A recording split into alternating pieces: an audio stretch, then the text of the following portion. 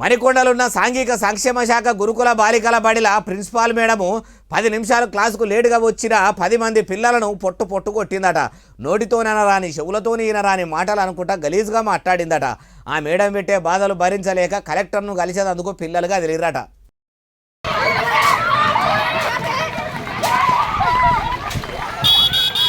అగో చూసినరా, బడిలకెళ్ళి ఒక్కపారే 120 మంది ఆడపిల్లలు అంతా కూడా బయటకు వచ్చి కలెక్టర్ను కలుస్తామని రోడ్డు పట్టుకొని పోతుర్రట.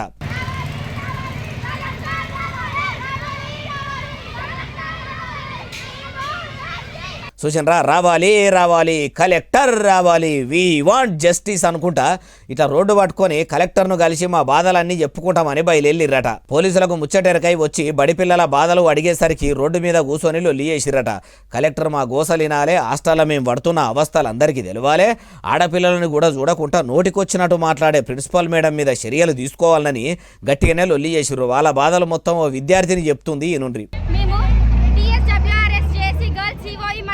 Junior college student sir, inter first year and second year, first BiPC, second BiPC, second MPC student sir.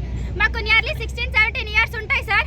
16-17 years మా మేడం పాయింట్ ఆఫ్ వ్యూలో మేము బచ్చా పోరాలన్నమాట సార్. ఎట్లా పడితే అట్లా జుట్లు మలుచుకుంటా 11 మెంబర్స్ కొట్టింది సార్, జస్ట్ బికాస్ ఆఫ్ వాళ్ళు 20-10 మినిట్స్ లేట్ అయింది. ఇన్నారా, మరి క్లాస్కి ఎందుకు లేట్ అయిందో కూడా విద్యార్థినే చెప్తుంది. మొత్తం ముచ్చడం మంచిగా నుండ్రి.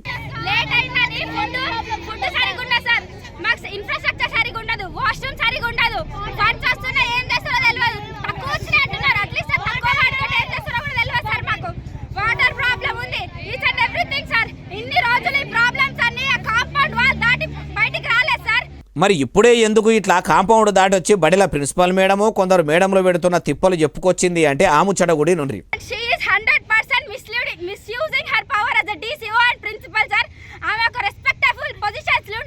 అన్ని చిల్లర మాటలు వల్గర్ గా మాట్లాడుకుంటా మమ్మల్ని ఎంత టార్చర్ చేసిందో.